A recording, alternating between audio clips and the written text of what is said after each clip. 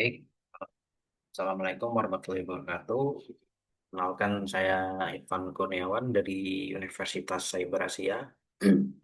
Di sini saya akan menyampaikan hasil presentasi ujian akhir semester di mata kuliah studi kelayakan bisnis yang berjudul Kelayakan Aspek Sumber Daya Manusia dalam Rencana Bisnis. Ya, jadi konten tersebut meliputi ada beberapa poin, yaitu yang pertama ada pendahuluan, kemudian kajian pustaka, yang ketiga ada pembahasan aspek sumber daya manusia, dan yang keempat yaitu penutup. Lalu kita masuk ke yang pertama yaitu pendahuluan. Latar belakang dan permasalahan. Peran strategis SDM dalam bisnis yaitu kualitas dan kesiapan sumber daya manusia merupakan aset utama yang menentukan keberhasilan operasional perusahaan dibandingkan dengan sekedar aspek keuangan atau teknis mata. Kemudian esensi studi kelayakan bisnis, studi kelayakan SDM ini sendiri yaitu analisis ini bertujuan untuk menilai kemampuan perusahaan dalam menyediakan tenaga kerja yang kompeten, baik dari segi kuantitas maupun kualitas. Ini guna mendukung target organisasi. Kemudian ada identifikasi risiko operasional. Perencanaan SDM yang tidak matang dapat memicu kendala besar, sehingga diperlukan strategi rekrutmen dan seleksi yang tepat untuk meminimalkan resiko kegagalan proyek bisnis. Lalu kita masuk ke rumusan masalah manajemen. Nah, fokus utama ini mencakup evaluasi sistematis terhadap seluruh siklus manajemen SDM, mulai dari analisis pekerjaan, kemudian proses orientasi, kemudian pengembangan karir, hingga prosedur pemutusan hubungan kerja yang legal. Lalu kita masuk ke tujuan penulisan ini, yaitu yang pertama ada pemahaman konsep studi kelayakan. Nah, ini menjelaskan secara mendalam mengenai definisi dan fungsi studi kelayakan aspek SDM sebagai parameter krusial dalam menentukan keberlanjutan suatu rencana bisnis yang kompetitif. Tapi yang kedua yaitu analisis tahapan manajemen SDM. Nah, ini menguraikan proses perencanaan, kemudian rekrutmen, seleksi, hingga orientasi karyawan guna memastikan ketersediaan tenaga kerja yang sesuai dengan kebutuhan struktur organisasi yang telah ditetapkan. Lalu kita masuk ke penilaian pengolahan hubungan kerja. Nah, ini menjelaskan mekanisme pengembangan kompetensi karyawan serta prosedur pemutusan hubungan kerja yang sesuai dengan regulasi untuk menjaga stabilitas hubungan industrial di dalam perusahaan. Lalu evaluasi kelayakan implementasi. Nah, ini memberikan dasar penilaian apakah suatu proyek layak dijalankan berdasarkan ketersediaan kompetensi, efektivitas sistem rekrutmen, dan efisiensi biaya tenaga kerja yang dialokasikan oleh manajemen. Lalu poin yang kedua yaitu kajian pustaka.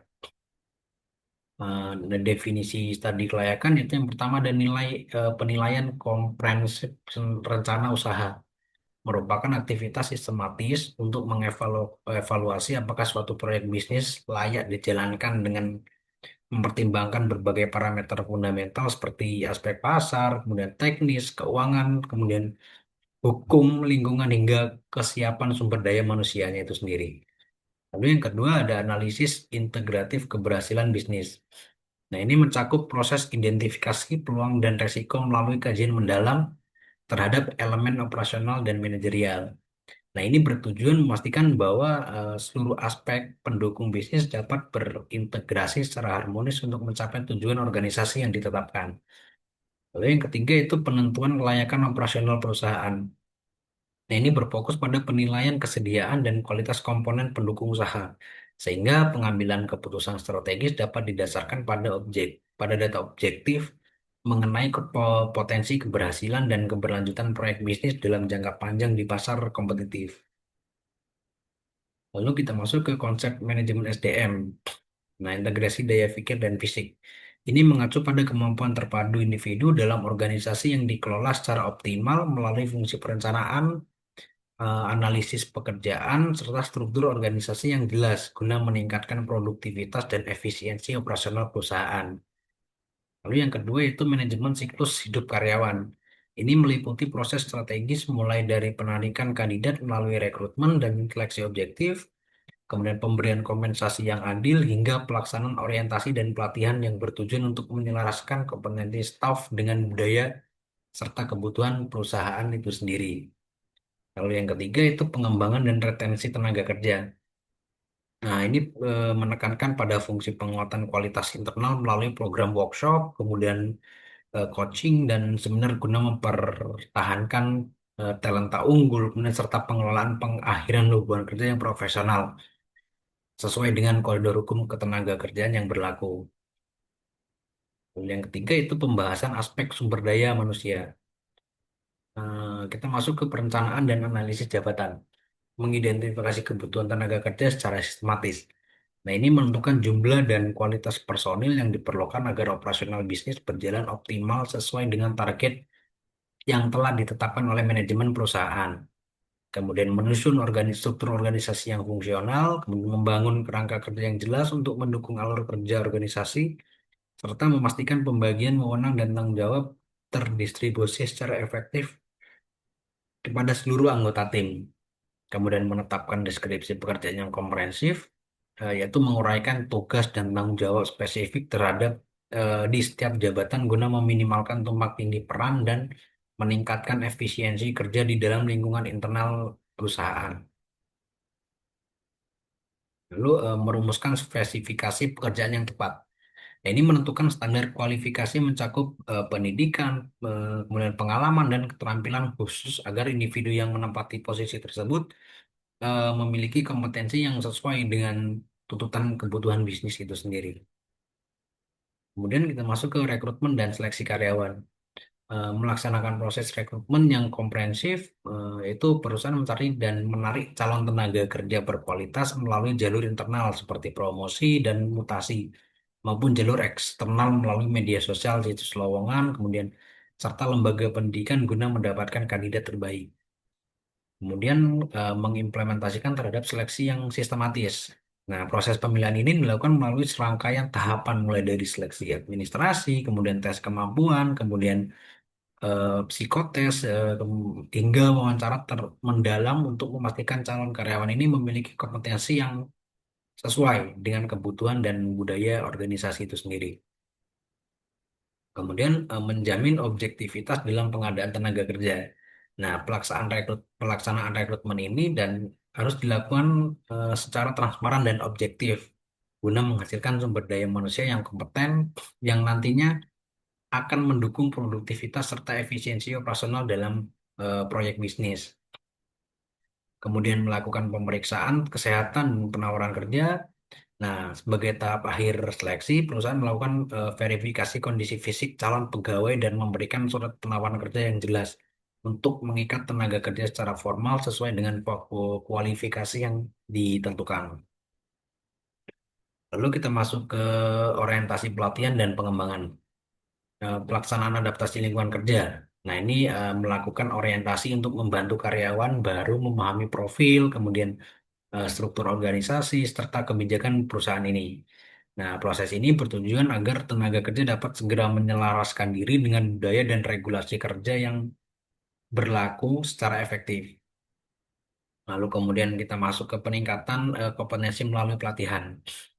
Nah, ini menyelenggarakan program pelatihan teknis untuk meningkatkan produktivitas, kemudian meminimalkan kesalahan operasional, dan juga memperbaiki kualitas layanan.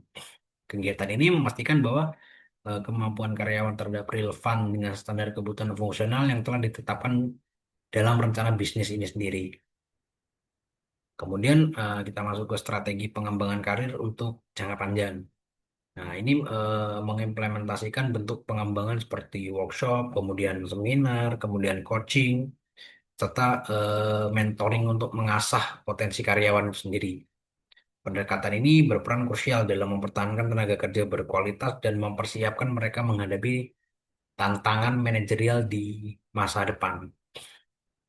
Kemudian kita masuk ke evaluasi efektivitas pengembangan SDM, yaitu menilai dampak program pelatihan terhadap pencapaian tujuan organisasi dan efisiensi kerja secara keseluruhan. Nah, langkah ini memastikan bahwa investasi pada aspek pengembangan manusia memberikan kontribusi nyata terhadap keberhasilan implementasi dan keberlanjutan proyek bisnis itu sendiri. Lalu kita masuk ke pemutusan hubungan kerja dan kelayakan. Alasan terjadinya PHK itu dapat terjadi karena berbagai faktor seperti pengunduran diri secara sukarela, kemudian memasuki masa pensiun, kemudian juga adanya pelanggaran disiplin oleh karyawan, dan juga kebijakan efisiensi perusahaan hingga berakhirnya masa kontrak kerja yang telah disepakati sebelumnya.